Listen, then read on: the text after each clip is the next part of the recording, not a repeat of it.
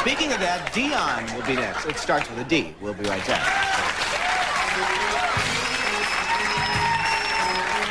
I guess eligible in 1998. Well, we'll look forward to I think Michael Jackson, 1994. Wow. So it's a... Because he started out when he was 2. That's true. So he'll beat Springsteen into the Hall of Fame. Dan asked at the beginning of the show, what was your first charted hit single?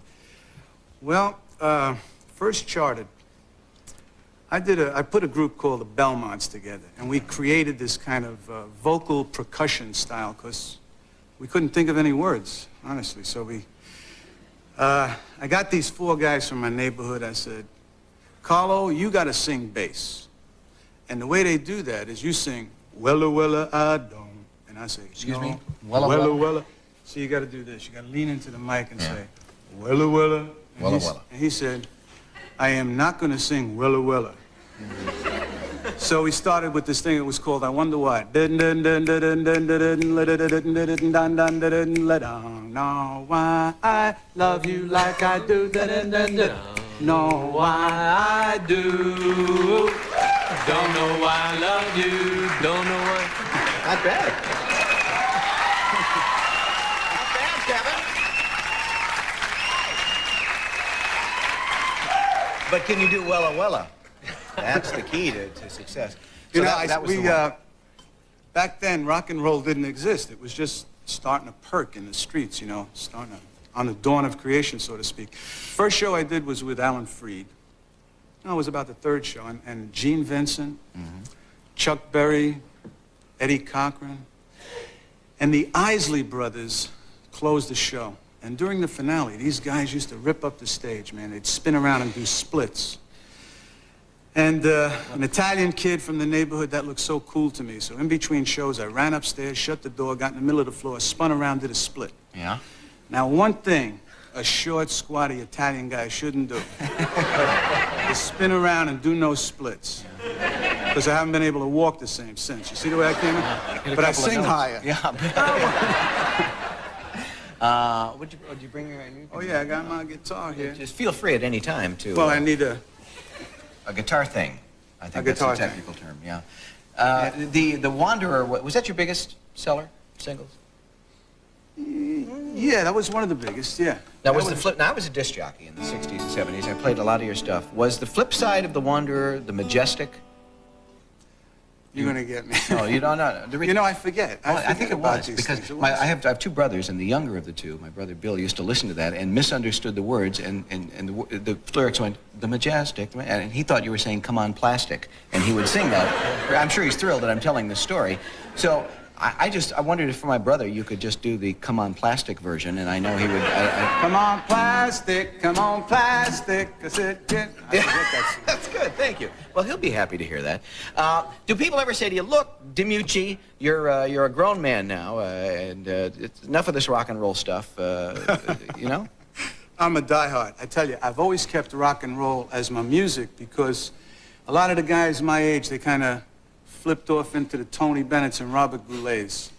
Not the kid. I went from Bob Dylan to Eric Clapton to Bob Seger, Bruce Springsteen. I listened to John Hyatt. Now, you know why? I started out in the Bronx, New York City. There was this guy named Willie. And he would sit on the stoops on those hot summer nights in August when the fire hydrant was spraying the streets and cooling everybody off. And this guy would sing. I didn't know where it came from. He'd sing, going down the road, stop the Fannie Mae. Gonna tell old Fannie, heard her boyfriend say, stop me talk, I'll tell everything I know. I'm gonna break up the signifying. Oh, Lord, somebody's got to go. I said, what is that? Caught your attention, huh? I love a girl and Ruby is her name.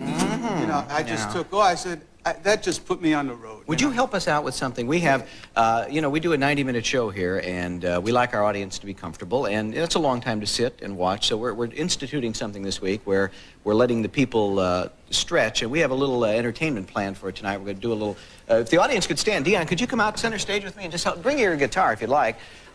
Folks, stand up and relax here. I mean, it's a long show, and we want you to be comfortable. Now, oh, you look good. Yeah. All right. Now, what I'd like you to do, since you're all up there, would you all put your right arm around the person to your right? Just do that, all right? Okay. Everybody spin around and do a split. No splits. Now, we're gonna ask you to sway back and forth. We're gonna do this song to the tune of 99 bottles of beer on the wall. You familiar with that? All right, there are cue cards for the audience. Let's follow along as we go to commercial and relax. Ready? 34 minutes of show left to go. 34 minutes of show. We'll kill some time singing this song. 33 minutes of show left to go. 33 minutes of show left to go. 33 minutes of show. After the viewers come back from the John. 32 minutes of show left to go. Everybody! 32 minutes of show left to go. 32 You think you're ready? Down to Crazy Eddie, the man who's got most everything. Stereo sound, his audio selection, will be with your perfection. He's the man with all the lowest prices around. So come on down and put it to the test. See whose prices really are the best. Who picks you up with the style that fits your place and guarantee a smile upon your face. Oh, when you think you're ready, down to Crazy Eddie, the man who's got most everything, stereo sound. And so the story told across the whole wide world. Crazy Eddie will not ever be undersold. Crazy Eddie now with 10 great locations in Manhattan, the Bronx, Brooklyn, Syosset, Paramus, East Brunswick, Union, Westchester, Westbury. Hit this.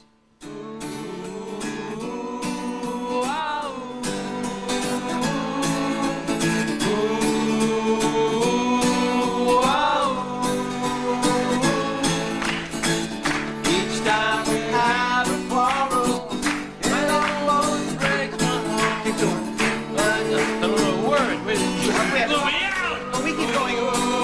Watch. Each night I ask the stars up above. Everybody. Why must I be a teenager in love? I think you should stop right there. Nice go. You know, I promise, you know, I swore I would never attempt to sing on the show, and I broke it already 4 weeks into it. You know, people ask about people who have jobs and go to work every day and work hard. Look at people who are in the public life and have glamorous jobs and make a lot of money and all that. Saying that I don't... No. But you went through some difficult times in your life, and they look at people who get involved with drugs or alcohol, and they say, you know, how in the heck can this happen? You got everything going for you. You got all the good things happening, things that people dream about. You went through a lot of that in your life. How does it happen? Yeah, it's something I elaborate on in the book, but I started using drugs as a kid. I was like 13 years old, way before I got involved in a record career. And I don't know, it just, I felt good. But does the money have a lot to do with it? Just that you can buy more, I guess.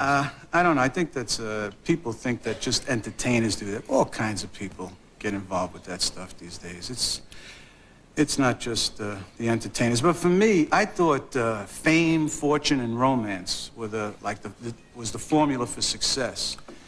And there was a time in my life, I think in the early 60s, I made a couple of $1 million, and my parents were paying $35 a month rent in Bronx, New York City. I got 8 gold records and was traveling all over the world, and I married my childhood sweetheart, and I'm looking out of this penthouse apartment window in Manhattan, and I'm saying, what's wrong? Something's missing. And you know, I guess I had others' esteem, the adulation. Even success could be a narcotic in a sense, you know? But there was something missing inside, you know? I didn't have any self-esteem. I had others' esteem, you know? But so I had to start working on that. Yeah. When did you finally say, as far as drugs, alcohol, that's it? I gotta. I tell you, I'll be honest with you. The mid-'60s was a hellish nightmare for me. I think in 1968, alcohol beat me to my knees. Alcohol and drugs. I just looked up to heaven one night and says, God, help me.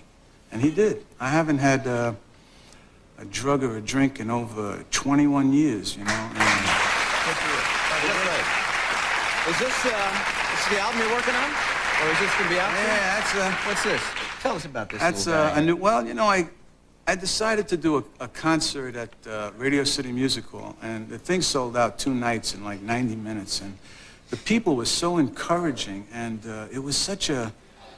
What it did that night. This is about a year and a half ago. For me, what happened that night, and see, I hadn't sung these hit records in like 15 years.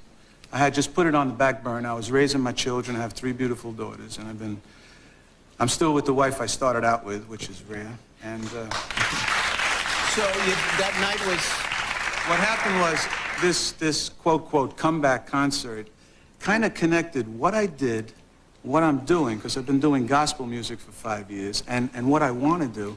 And you know, it was a wonderful, magical night for me. Arista Records came over to me and said, Dion, you sound great, you're singing better than ever, you got a lot to say, we think, would you do an album for us? This is the album. It'll be out in a month. I did it with an English rocker called Dave Edmonds. Oh, yeah, sure. Great. Dr. Rock and Roll, this guy, we had a ball. Look forward to hearing. Listen, we're going to go to commercial. Could you do a little bit of The Wanderer as we go to Yeah. commercial? All right. Dion. Oh, I'm a type of guy, likes to roam, never in one place, roam from town to town, find myself, for the girl. I've been in that car around, I trip around the world, I'm a wanderer, I roam around, around, and you know I let it flow on my left arm, Mary on my right. Jenny is the girl, I'll be with her night. Little girl asks me when I love her best. I'm helping my shirt, show a rosy on my chest. I'm a wanderer. I get around, round. Hey, I roam from town to town. I go through life without a care. I've been driving around, be set. Got my 2 favorite vine jacks, and I'm going nowhere.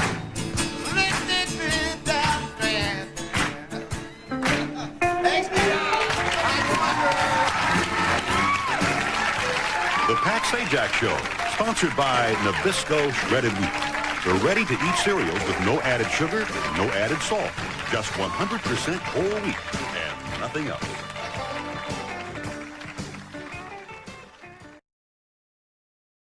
Do-do-do-do, The Lords of Flatbush is a movie. Do-do-do-do, about how life was in the 50s.